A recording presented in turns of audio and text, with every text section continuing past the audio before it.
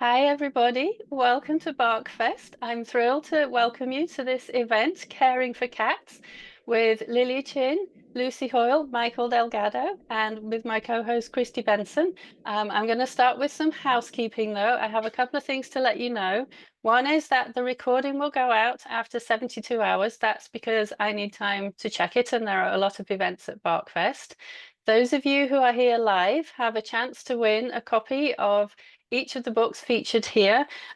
Depending on where you are geographically, in some cases that might be an ebook or there might be a geographical restriction, but you have a chance to win a copy of Kitty Language by Lili Chin, a copy of Play with Your Cat by Mikel Delgado, a copy of The Book Your Cat Wishes You Would Read by Lucy Hoyle, which are the books that we're talking about today, and they're all phenomenal, and you definitely should buy all of them. And because this is BarkFest, you also have the chance to win a copy of my upcoming book, Bark, The Science of Helping Your Anxious, Fearful, or Reactive Dog, which is out on October the 1st and is available for pre-order now.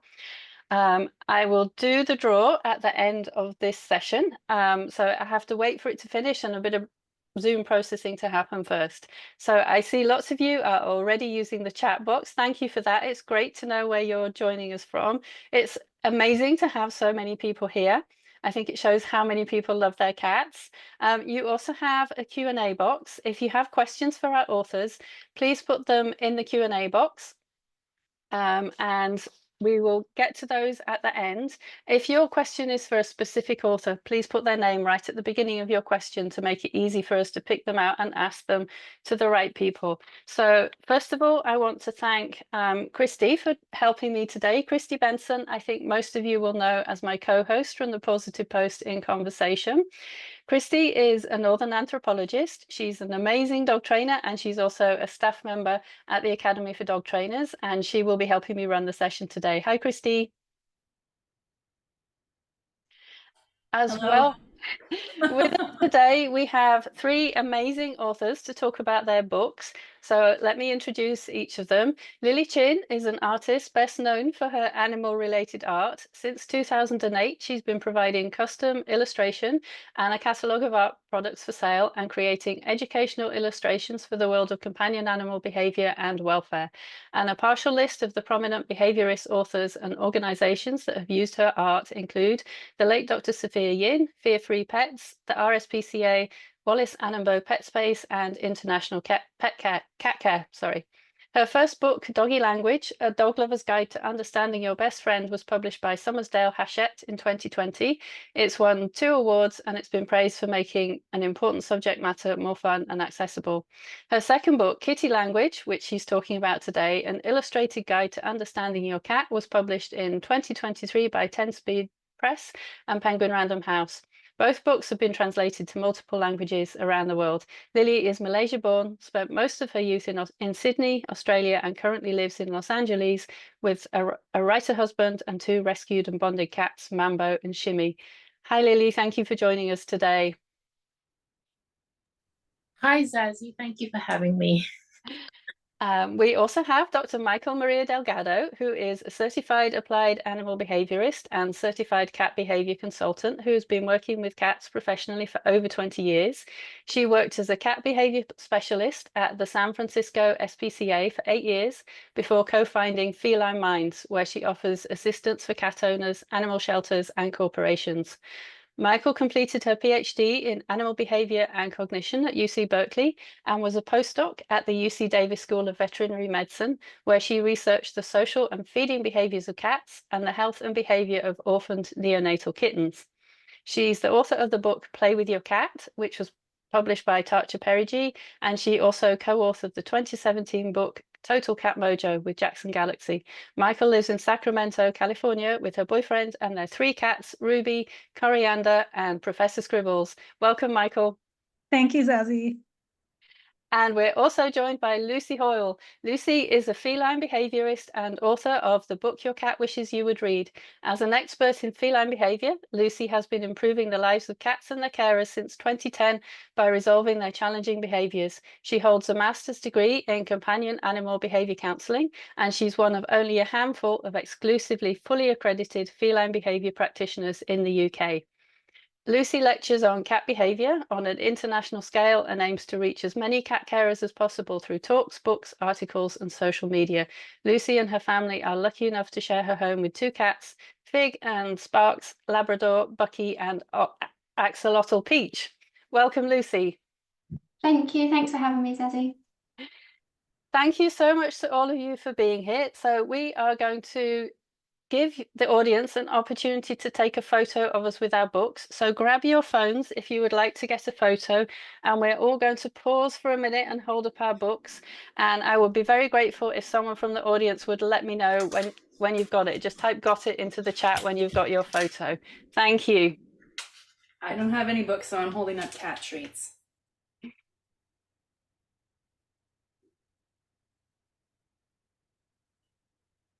Brilliant. Thank you. Thank you very much, everybody. So we will move to our questions. We're going to do an individual set with each author, and then we're going to have a plenary session, and we'll also have lots of time for audience questions too. So we're going to start with Lili, please. Thank you, Lili. Your first book, Doggy Language, was a huge success. Did you already know that you wanted to make a cat book for it, or did the idea come to you later? And how did the book come about? The idea came about later because at the time I didn't have cats. I had a dog. The idea came about because I was being asked by my publisher to do a cat version of Doggy Language. And it did actually take a year or two before I sort of warmed to the idea and became excited about it. And that was when we adopted our cats, Mambo and Shimmy. Brilliant, thank you. And it's really great that you did this book, because in general there isn't as much information as cats as there hasn't been about dogs, and this crop of books that we've got here is kind of the start of a change for that. So how did you go about doing the research for the book? The research came from many different places. Like the biggest inspiration were my own cats, Mambo and Shimmy. I was obsessed with observing them every day and drawing them and asked lots of questions. I read a lot of books, including Purr, and watched a lot of YouTube videos, attended seminars, and also spoke to cat behavior consultants. Like I would send videos of my cats and say, what are they doing? How are they feeling? Are they playing? Are they fighting? So I learned a lot from conversations as well as reading. That's great. And you even went and studied cat facts, didn't you? How was it to learn that? That was fascinating. So cat facts is, there was a workshop on studying cat facial movements, and they're very subtle. There are lots of videos to analyze. And I mean, I didn't pass the test, but I still learned a lot from going through all these videos and drawing them and scrutinizing them and seeing subtle ear movements or eye movements. And I mean, usually I think people assume that cats are not very expressive compared to dogs because they have less facial muscles. But I think with a trained eye, there is a lot to see. So that was really helpful. Yeah, sure. And you mentioned your cats, Mambo and Jimmy, and that they were part of the inspiration. How much did they influence you when you were working on the book, and in what ways did they influence you? So their relationship was really inspiring and really interesting to me. For example, there's a scent chapter in the book, which looks at how cats are very reliant on scent information. And I remember when we first adopted Mambo and Shimmy, they went to one of them went to the vet. Shimmy went to the vet, and she came home, and Mambo sniffed her and just lunged and bit her and ran away. And that absolutely freaked me out. Like I had no idea what was going on. I know this is probably common to a lot of cat owners, but I was new to this. So, and then learning that he didn't recognize her because she smelled different. I mean, I thought that was really important information. And so that went in the book. So a lot of, there are many pages in the book that came from my own personal life experience with Mambo and Shimmy, and my deciding that, yes, this is important for people to know. It's not that my cat's being aggressive for no reason, or he's just an asshole or anything like that. Sorry for swearing. But that, it's just scent. It's scent information that we don't have access to. Yeah, for sure. And so you did a lot of research for the book. While you were working on it, what did you learn that actually surprised you about cat body language? Um, gosh, what surprised me, I think the subtleness of cat body language compared to dogs, and how I mean, I know it is contextual as well for dogs, like how we interpret body language for dogs, but with cats, it's a lot more. There's a lot more that they're sensitive to, that we may, you know, as a human being, that I don't hear or I don't smell, and that was a big revelation. Yeah, sure. So you have so many adorable drawings in the book to illustrate different aspects of the cat body language. Do you have a favorite aspect of feline body language that you illustrated in the book? My favorite chapter was the play chapter with cats play. I think because I just love watching my cats play and with each other and with toys as well. So that was a lot of fun. I would look at videos that I'd taken of them playing, also videos of other cats playing on YouTube or on social media, and that was my reference for drawing, and that was a lot of fun. So much fun. Thank you. It's great to hear in your own words about the book. It's an absolutely wonderful book. I think it should be on every cat lover's bookshelf. All of these 3 books should be on every cat lover's bookshelf. And I know you've got some illustrations to show us. So is it okay to turn over to you to show us the illustrations and do your reading from the book, please? And I'll just go off camera while you do that, but I'm still here.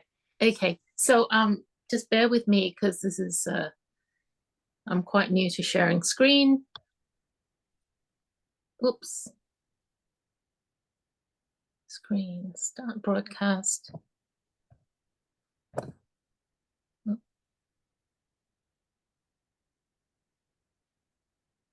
Okay. So I'm just going to show these slides. So this is kitty language. I'm just going to read a few pages from the book. So first of all, I have to share a photo of my cats, Mambo and Shimmy, because they were drawn a lot in the book. They were my models and my reference and inspiration. I can't actually see them at the moment, unfortunately, Lily. Oh, okay. Let me try again. Yeah, just try again. Don't worry. We're full of technical issues today, just so that the audience knows I had major technical issues before the beginning. So Can I you think see them now? I think you've frozen, Lily. So it may be that you need to log out and back in again, perhaps even. Okay. All Sorry right. about that. That's okay.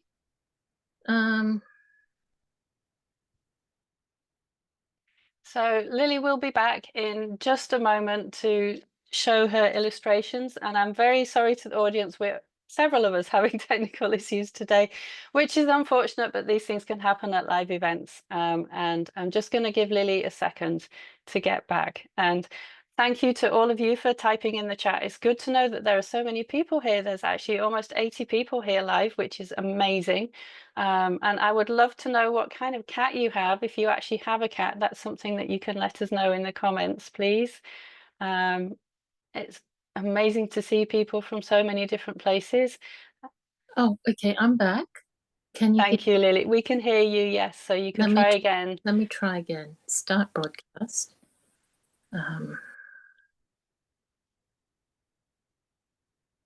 It's telling me only the host can share in this meeting. Oh, but I thought you were a co-host. Sorry about that. So I had to log out and log Oh, in. it's because you logged out. I have to make you co-host again. There you go. Okay, all right. I'm sorry about this, everyone. It's all fine. All right. I'm reading about people's cats while we wait. Okay, now I'm having some trouble getting the Zoom meeting. I apologize for this. Share screen.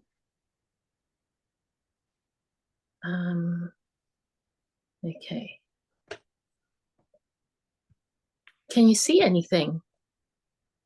No, still can't see anything, unfortunately. Okay, let me try again. All right, can you see? I think your video is frozen again. It's Christy. Lily, I was wondering, I heard you say broadcast, and I think that might be if you're trying to send it to like a TV or something. I'm not I'm not Oh, entirely sure, but that okay. might not be the right option. Yeah, Okay. the share screen option. It said present on this device. So, okay. All right. Is that working now? No, I still can't see anything. I'm so sorry about this. That's quite all right. We checked all this immediately before we started, and the nature of technology sometimes is that you do these things and then it just doesn't Okay. work. All right. So I'm afraid I could just. You could hold up some pictures from the book and we can look at those. How's that? Okay. All right. Let's do that.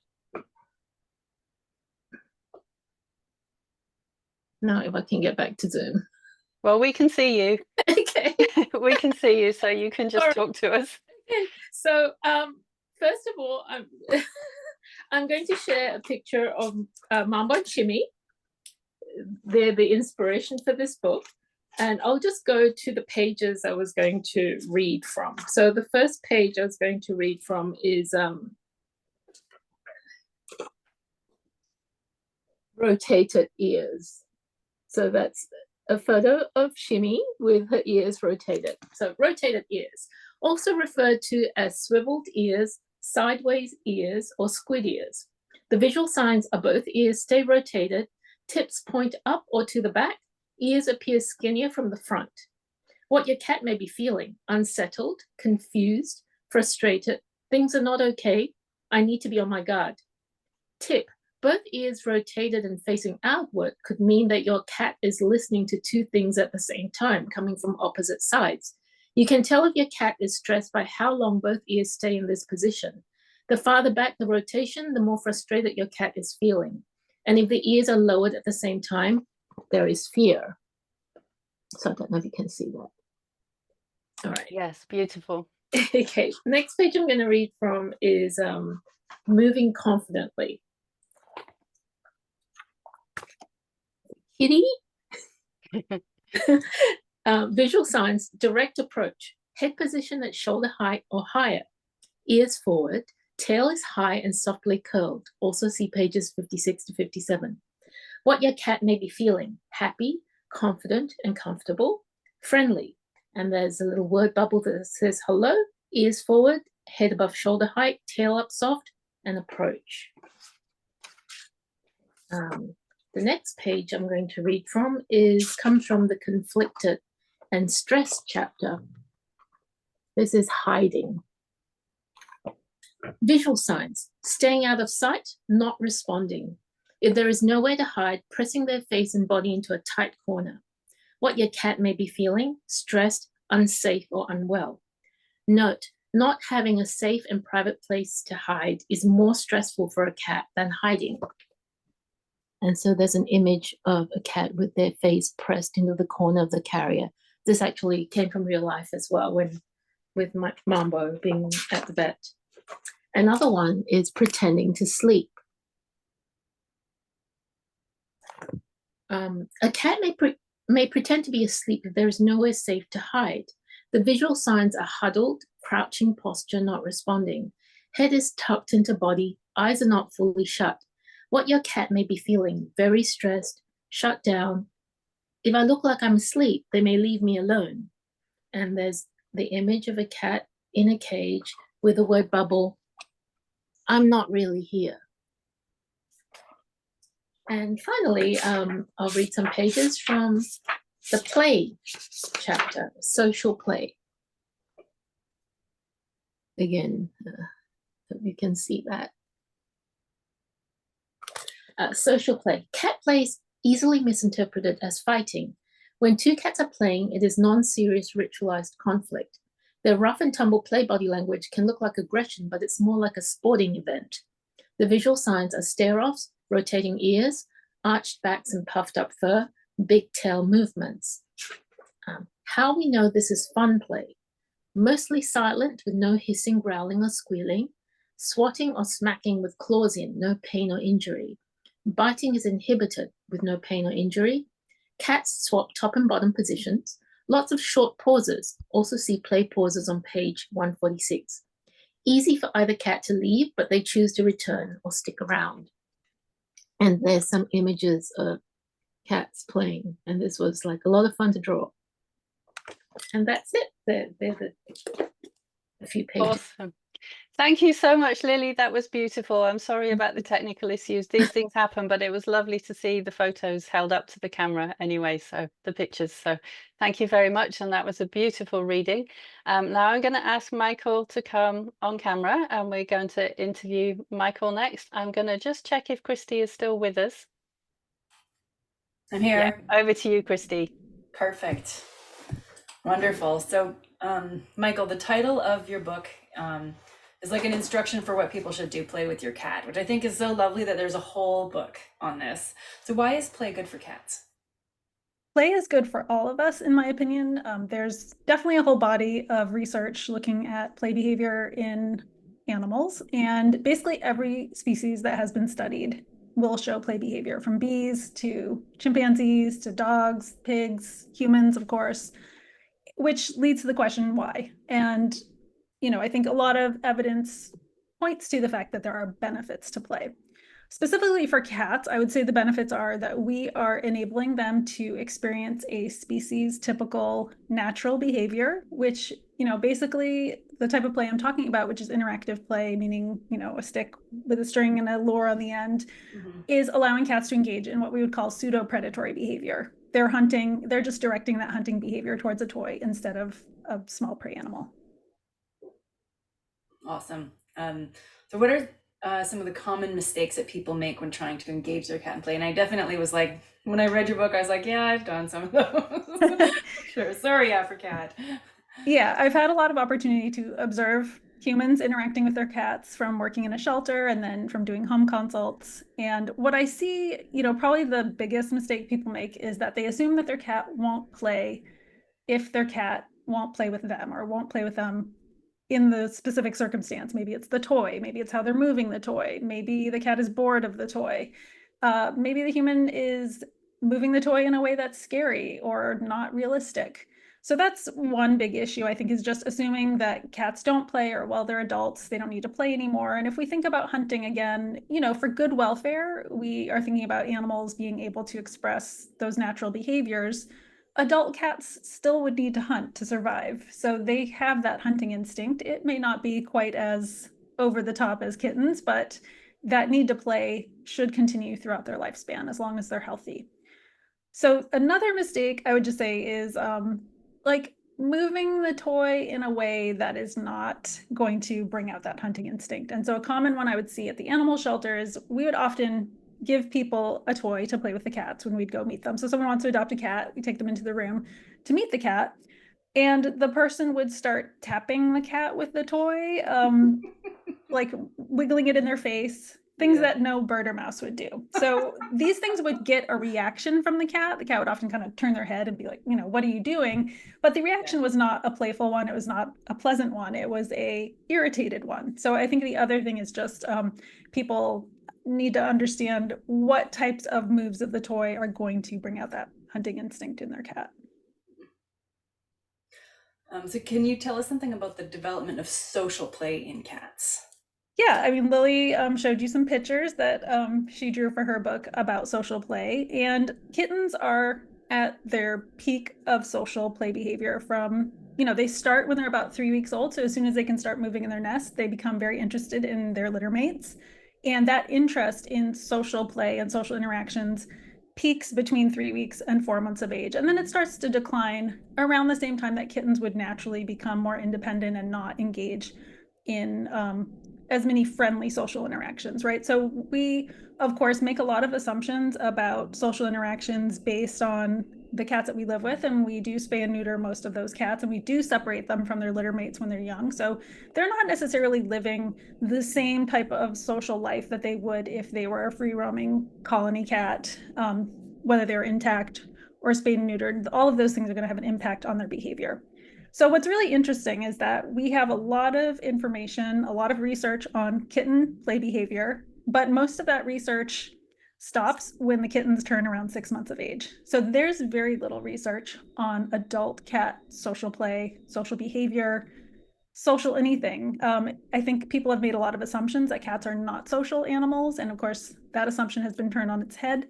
But because of that, there's been a real lack of good research on cat sociality. And that's starting to change a little bit, but it's still a huge gap. So as far as what social play is, it looks a lot like fighting, and that's something that Lily touched on as well, probably because it's practice for hunting, right? So a lot of, just like the play with the interactive toys is very similar to hunting, social play is going to be much more similar to fighting. It's just much more subdued. So when cats are social playing versus fighting, that play tends to be silent. It tends to be mutual. So cats that are playing are going to take turns kind of being the instigator and chasing. It should be like Keystone Cops, right? They switch roles and they're, taking turns chasing each other. That play should not cause injuries. And it should be fairly inhibited and easy to distract the cats from. But I do think, it is one way that cats express their friendship. And so when we see kind of healthy, playful behavior that is not fighting and not conflict, then that is typically a good sign of cats' relationships. Very fun. Kind of makes me think that maybe Apricot would like a friend, but as I was saying before we started, be careful. He has a friend in Archer. Yeah.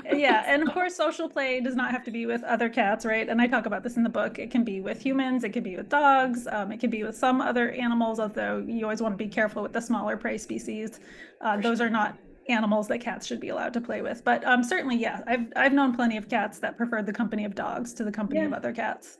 I think, and it's funny how they sort of position themselves, because Archer's so tall, Apricot will get on the table, and then Archer will be like, "Is it playtime now?" Yeah. So they have play signals, not as clear. Dogs have that very clear play bow. Cats don't have the same repertoire of communication that dogs do, and that's for various reasons. But one is kind of their social structure, and probably also their domestication being much shorter than dogs. But kittens do kind of make a play face, and of course we'll see certain behaviors that again are very similar to fighting behaviors in cats when they're playing, like the puffing up and kind of side prancing and stuff are playful behaviors when cats are soliciting play from another animal. Very cool. I'm going to watch for more of that. I love how all of these books actually talk about how every cat is an individual. And it was so, I just loved reading about how you have a cabinet with the different lures and the different, and the research about what that sort of evokes in cats. And then I'm looking here at Apricot's favorite lure toy, which is a flower. And he's not like a flower type dude. So it's kind of funny to me that he's just like, yes, we shall play with this floral arrangement. So how can we tailor play to suit a particular cat's personality? A lot of experimentation. So that's one thing I really wanted to encourage people when reading this book. I'm a scientist, so I'm always testing hypotheses and trying to game out like all the possible explanations. What are the possible things that could evoke a playful reaction from a cat, or anything really. When I'm approaching a problem, it's like, okay, let's try different strategies and see what works. And so I really wanted this book to, it is in some senses a how-to, because I do give people a lot of instruction, but I kind of want it to be like a menu that you choose from, and encouraging people to try different things, including a lot of homemade cheap options. So it's not like I'm saying you have to buy like thousands of dollars worth of toys for your cat to make them happy. My cats love green beans. That's like one of their favorite toys to play with. So, it does not have to be expensive.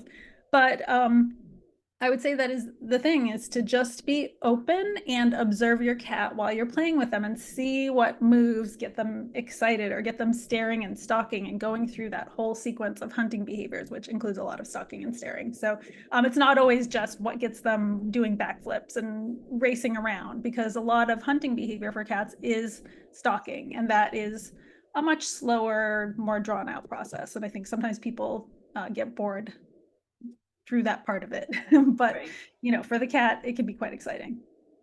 For sure. I'm definitely going to try the green bean thing. That's amazing. So overweight cats and obesity is a problem for many pet cats. So what are your tips for engaging an overweight cat in play? Just like we would with like older cats, is kind of recognizing that they have some physical limitations. So, I would not say that, and I talk about this in the book, unfortunately, playing with your cat isn't necessarily a fast track to weight loss. There's very little research on how the exercise impacts cats' weight. So the factors for that are risk factors for obesity and overweight tend to be things like indoors only, fed freely, so they have free access to as much food as they want. Being spayed and neutered, of course, causes some changes that put cats more at risk for obesity and overweight. So that really is something you need to address with your veterinarian, coming up with like a feeding plan for your cat that works for your cats. And I could talk about that all day, but from a behavior perspective as well. But as far as the play, like really thinking about how comfortably can this cat move around? Like how mobile are they? Can they realistically jump around a lot? So you might have to do a lot more like what I call ground play, where they're maybe even laying down and just batting at a toy at first while you're hopefully working on getting them in better physical shape. But a lot of it's very similar to senior cats. We're going to assume that there's possible joint pain. We're going to assume there's some discomfort and limited mobility, and we're going to work within that. So that often means moving the toy more slowly. Like I said, less range of motion. For a young, healthy, active cat, I might be recommending like jumping up on the cat tree and down again and up again and down again and getting a lot of more cardiovascular, high impact play in. Whereas with an overweight cat, it's just not as realistic. Awesome. So we are at the end of our questions, so it's time for you to do a reading. Okay. I will go off camera for you. Okay. So I'm going to read from chapter 5. This chapter is called Setting the Scene. Just as theatrical productions have props and actors, they also have a stage and set. In the theater, the set is composed of movable and stationary items that set the scene and create illusions. When it comes to cat play, the toys are your props, and you and your cat are the actors. Now let's set the scene for your cat. Your cat is a wild hunter. In their mind, they might be crouching in a savanna, like the homeland of their ancestors. They might be climbing a tree to chase a bird. They might be hiding behind a shrub, stalking a butterfly. They might even be starring in a sci-fi film that allows them to defeat the laws of gravity, climb walls, or slay dragons. Your job is to help them live out the movie playing in their head. Cat toys are the starting point, but we can do more. Look around you. Your home is filled with dozens of available objects that can supplement your play session. Even your recycling bin has something to contribute. Although this guide is non-exhaustive, I hope it's a starting point for you to recognize how you can expand your play world by thinking about your cat's environment just as much as you think about the toys. Making space. I did a consultation once for a man who had a very young, playful kitten and a very small studio apartment. The tininess of his apartment was compounded by the fact that he had a terrible hoarding problem. There were literally piles of books and papers and boxes covering almost every square inch of the floor, bed, and tables. Any surprise his cat was keeping him up all night and biting him at every opportunity? There was really nothing else she could do. I like to have a relatively large open space for play that allows for backflips and stellar leaps, not to mention space to set up boxes, tunnels, and temporary play structures. I would say the minimum play space is approximately 6 feet by 6 feet, but ideally you have an open space that is even bigger, at least during your play sessions. Feel free to move coffee tables, couches, chairs, and the like out of the way to clear a little area for your cat. Even if you don't have one large play space for your cat, think about how hallways and other spaces can connect different parts of a play session together. Perhaps you start playing in the bathtub, then spend some time in the hallway, eventually leading your cat to the living room with a grand finale on their cat condo. You've created more space by creating a maze of sorts that you and your cat move through. You can also gain square footage by thinking in 3 dimensions. Incorporate both cat and human furniture into play to make it more aerobic and dynamic. You will have to determine your house rules for where your cat is allowed and whether you want your cats to play in certain areas. For example, in our house, the couch and dining table are fair game, but the cats are not encouraged to play on the kitchen counters, mostly for safety reasons. Think carefully about whether you will let your cat play on your bed. Now that my cats are adults and sleeping through the night, I do allow them to play on the bed. It's soft and great for jumping and for hiding toys under blankets. And my cat, Professor Scribbles, really loves to play there. But it is possible that for some cats, you may be sending a message that it's okay to play on the bed, and your cat may not discriminate whether humans might be sleeping in it when they want to play. And if your cats are keeping you up all night, keep reading, as I'll be discussing how to get some decent sleep in chapter 11. There's no one right answer, just what's right for you, your cat, and your precious sleep. Depending on your cat's style of play or what activities you shall partake in, you may want to offer both carpeted and slippery surfaces for play. Consider how the toy you are using may move across the floor. Will it glide and slide, or will it catch and drag? Both can be viable options. Then think about how your cat may move across the floor. For example, carpet or an area rug is great for stability when cats are doing a lot of leaping and backflips. I've known a few cats who like to drag themselves around by their claws a little when they are playing as well. A hardwood floor can be great for on-the-back play or when using cat beds for part of the play. But for older cats or cats with any joint or hip issues, a slippery floor may not give them enough traction to feel comfortable. If that seems to be the case, play in a different area or use an area rug or a play mat to help your cat feel more comfortable. The props. Let's start with the stuff you already have, human furniture. You can encourage your cat to explore three-dimensional hunting by enticing them to track a toy up onto your couch or a chair.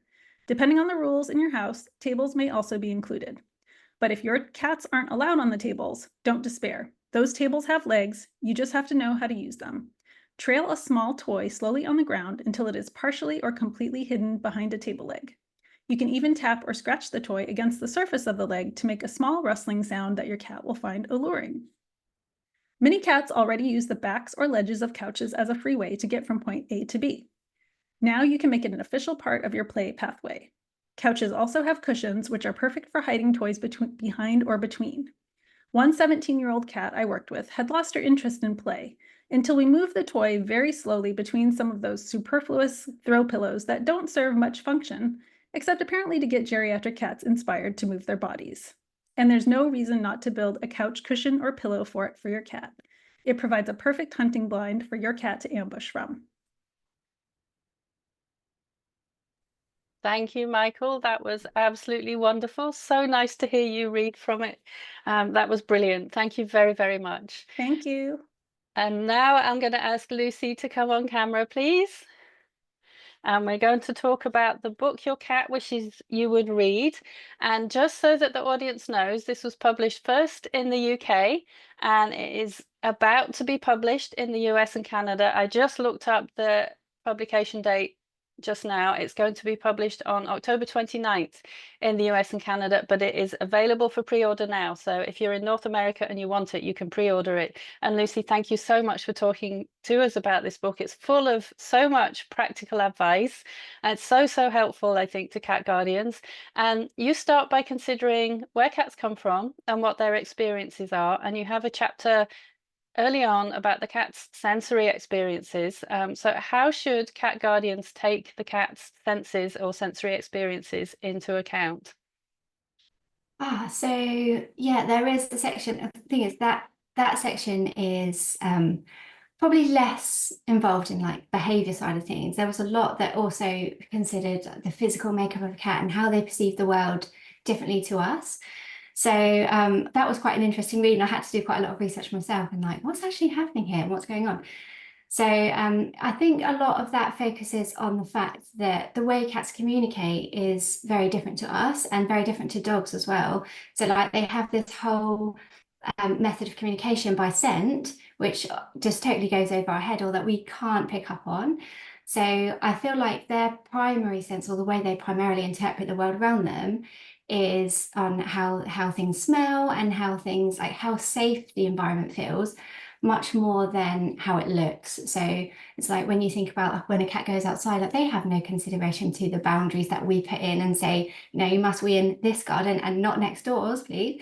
They obviously don't take any notice of that visual boundary because actually they might have marked next door and another cat might have come in and marked in their garden and things. So there's a whole world out there and inside that they've created for themselves that we just can't pick up on. So it was so interesting to me to sort of give that a lot of consideration and think, yeah, that's actually the case. It's how can we try to tap into how they're feeling when so much of how they're trying to communicate with us, like face rubbing and like rubbing around our ankles, sometimes is seen as like an annoying behavior. They're like they're being impatient and they're waiting for their food because you're making it, whereas actually they're marking you and they're incorporating you as part of their family. So it's nice to get across to people that these things that you're seeing or might not be seeing actually mean so much to your cat, whereas the stuff we might expect from them, like a wagging tail like you might see with a dog when you come home from work,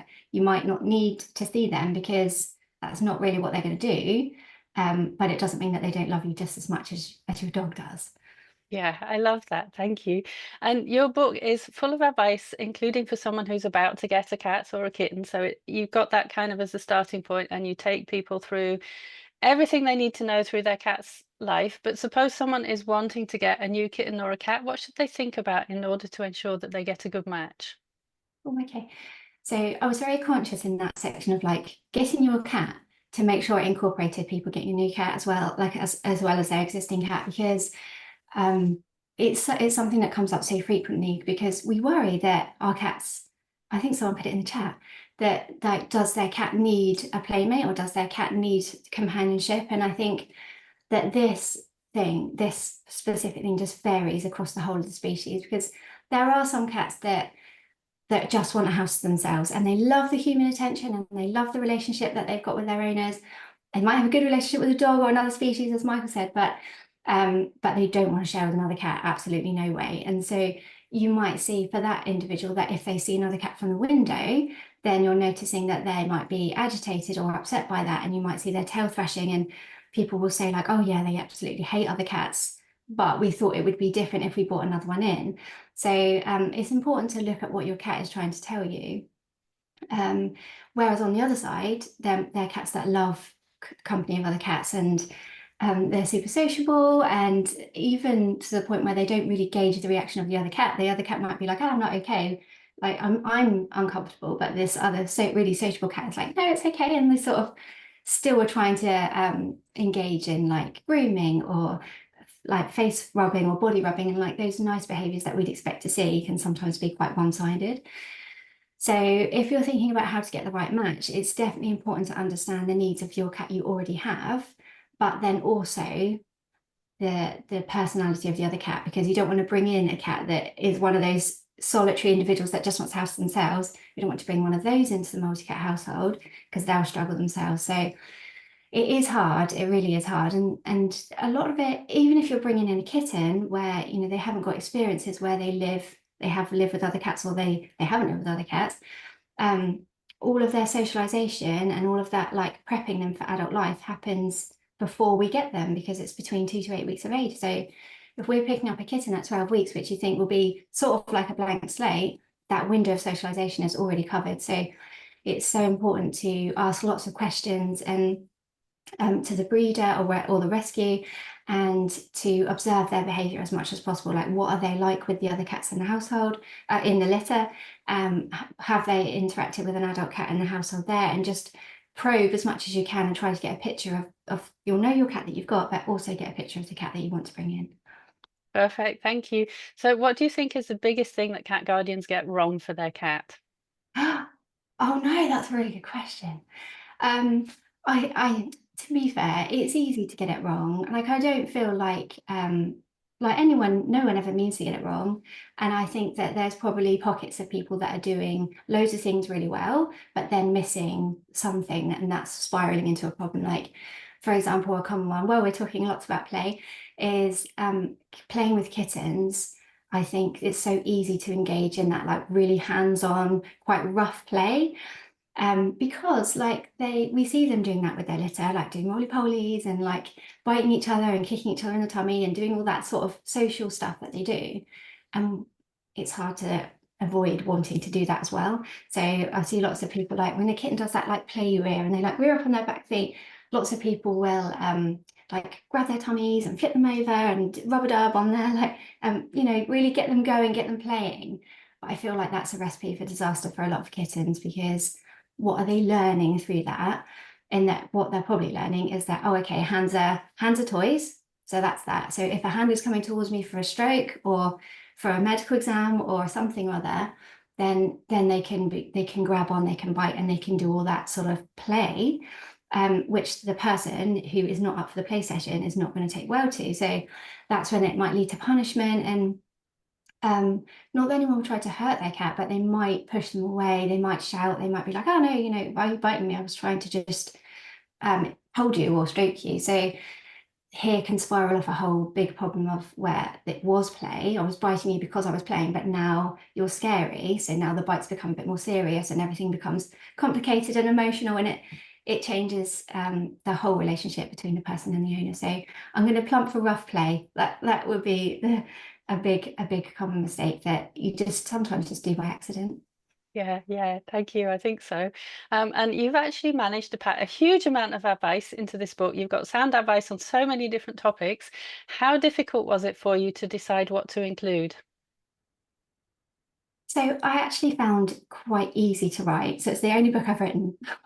And I felt like it was an opportunity to just let everything just fall out of my brain onto the page. So some bits were more tricky than others, but I feel like it was literally just, what do I want everyone to know? And it just came. So I definitely wanted to include like the section on domestication and the information on the species as a whole, because I think that underpins everything that we need to know about our individuals.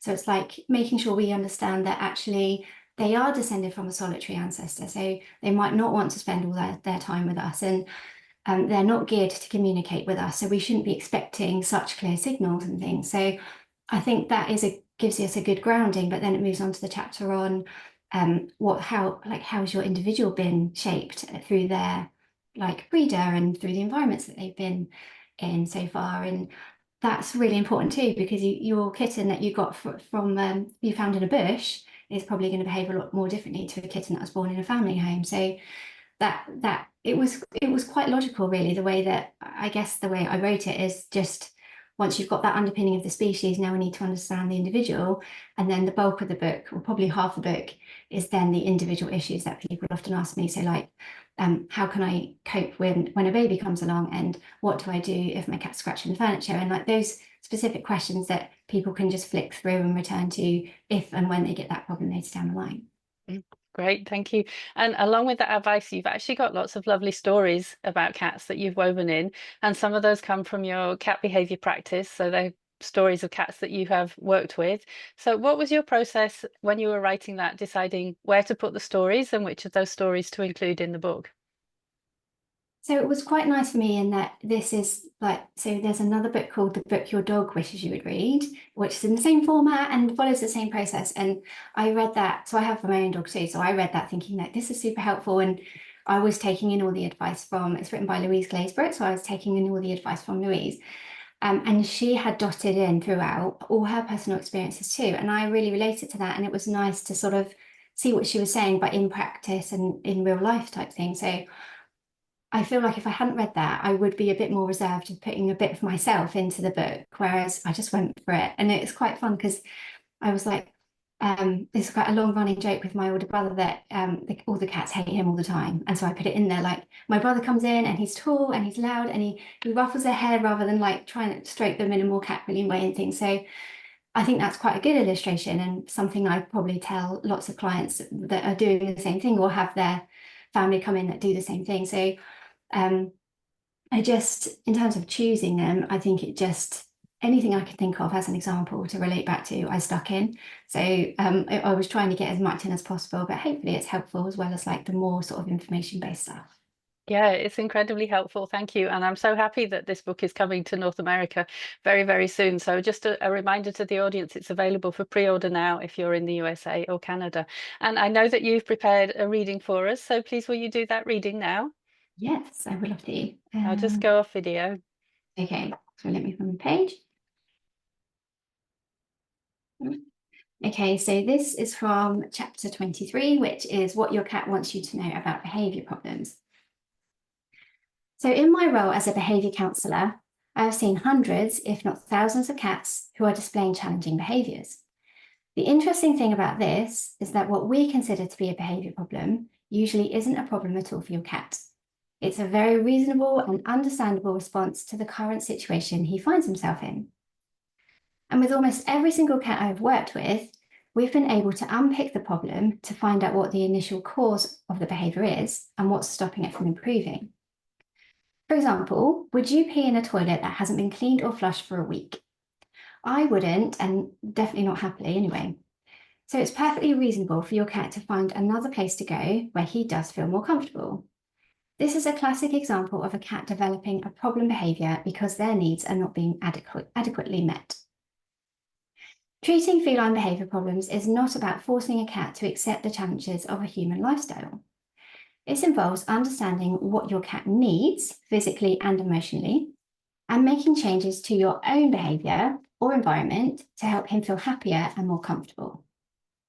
A suitably qualified and experienced cat behaviourist can help you resolve this issue so you no longer have to go on a hunt for pee every morning when you wake up, and your cat can relax in a home where they have everything they need. The difficult part is working out what it is they do need. Every cat is different.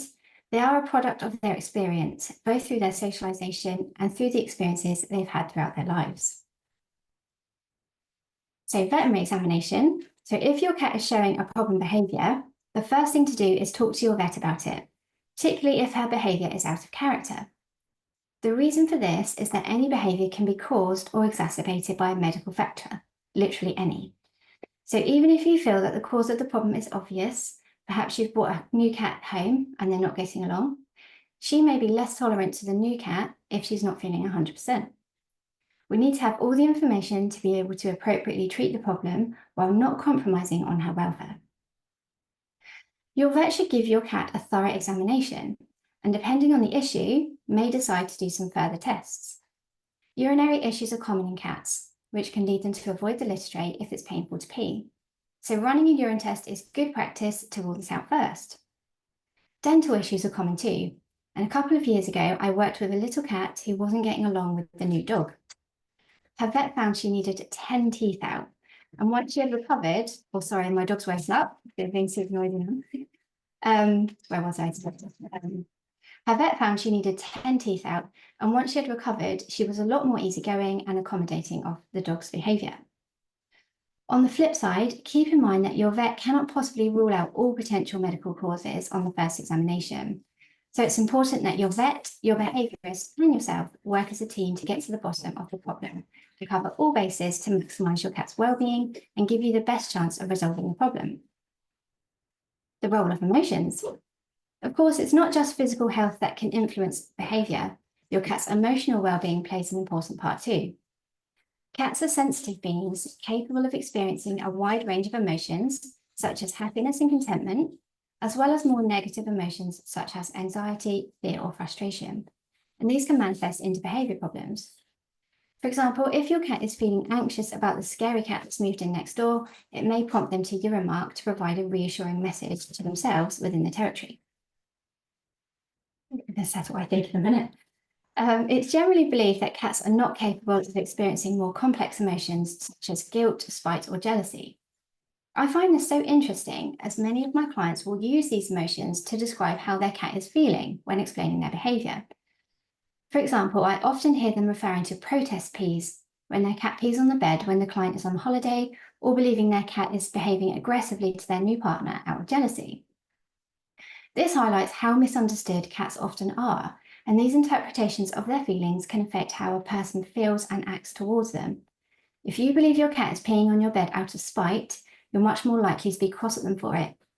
But if you think of them as feeling anxious when they're left alone and peeing in a comforting location, it's much easier to empathise with them and look to understand how to make them feel better in this situation. The problem will be much easier to resolve if we keep this mindset. Thank you. That was wonderful. It's so nice to hear it in your voice. That was a beautiful reading. Thank you very, very much. I'm going to ask everyone to come back on camera. And I've got a quick question that I'm going to ask each author, but we don't have a lot of time and we've got a ton of audience questions. So I'm going to ask you to answer just in 1 to 2 sentences, if you can. All of these books, they're books that every cat guardian should get. And they are very different, but they're so full of useful advice and illustrations. They give me hope for the cat guardian relationship, but I'm going to ask you what gives you hope for the cat guardian relationship. And I'm going to start with Lili, then Lucy and Michael, and just a very quick answer, please. What gives me hope is that there are all these wonderful books out. There's a lot more material. There's a lot more educational information available now than before. Great. Thank you, Lucy.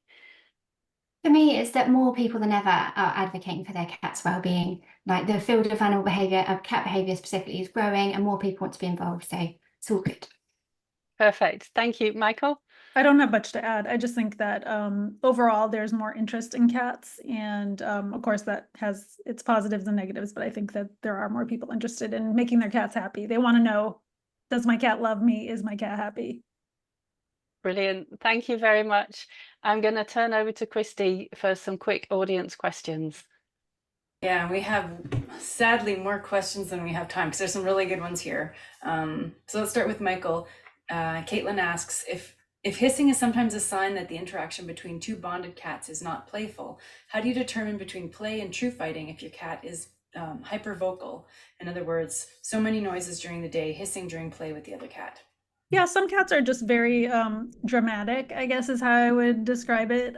But we never look at just one aspect of their behavior to determine if they're friends. You have to look at multiple aspects. And so if the cats are cuddling when they're sleeping and then things get a little loud when they're playing, I'm less concerned than if as soon as the cats see each other, they are in a ball and screaming. Like that is probably not play, right? So it is really a much more holistic like assessment than just what is happening during that brief interaction where we think they might be playing. And the other thing that's really important to consider is that just because one cat thinks they're playing does not mean both cats are playing.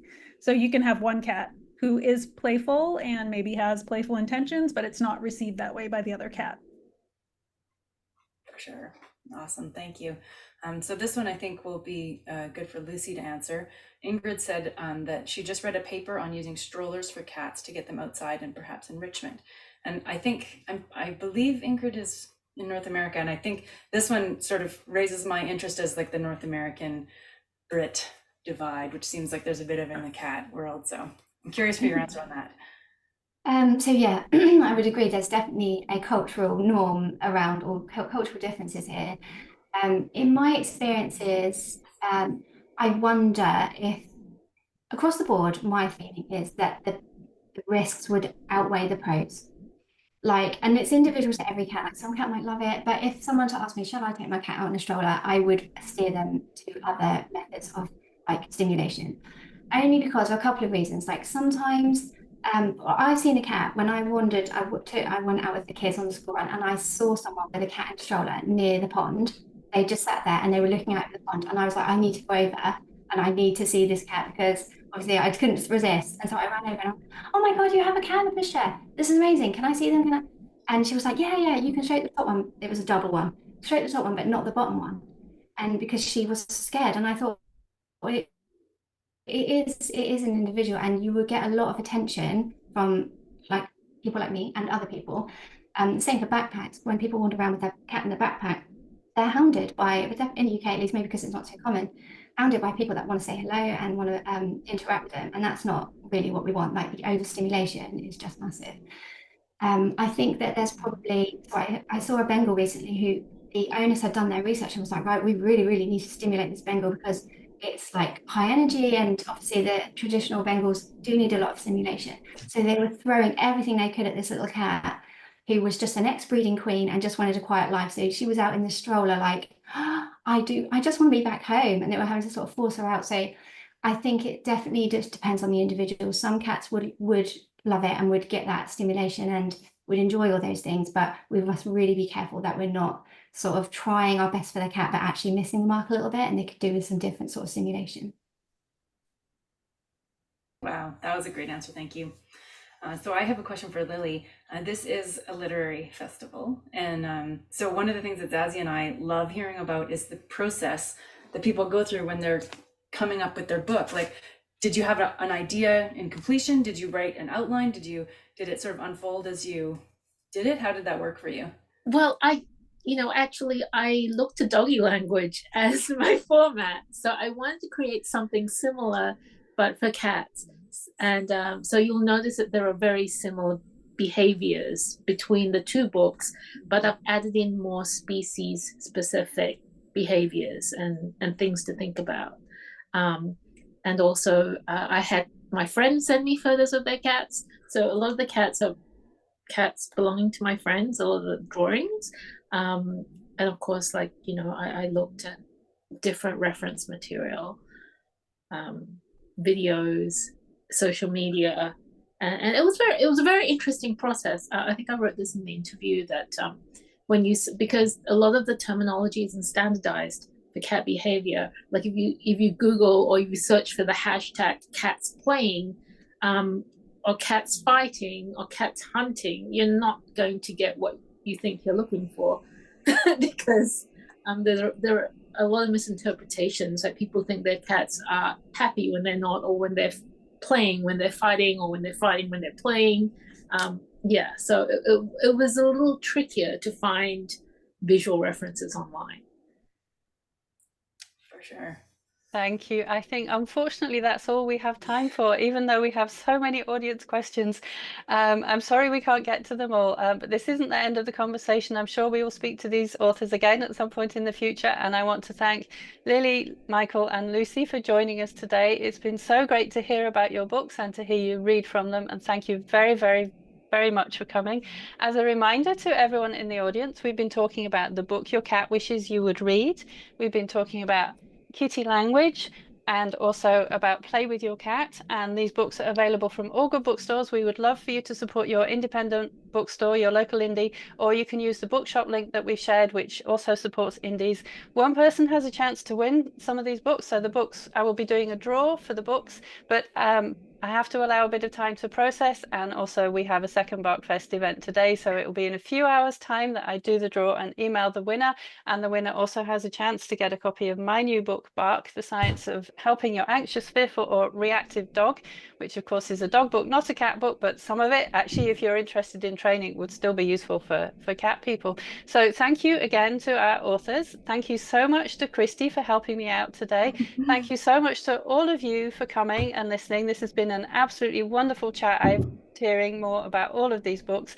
Everyone should get them for their bookshelves. And also thank you to my publisher for some of the work that they've done behind the scenes to help me with this. And the link to the recording will go out in about 3 days' time. Thank you. Bye. Thank you. Bye, everyone. Bye.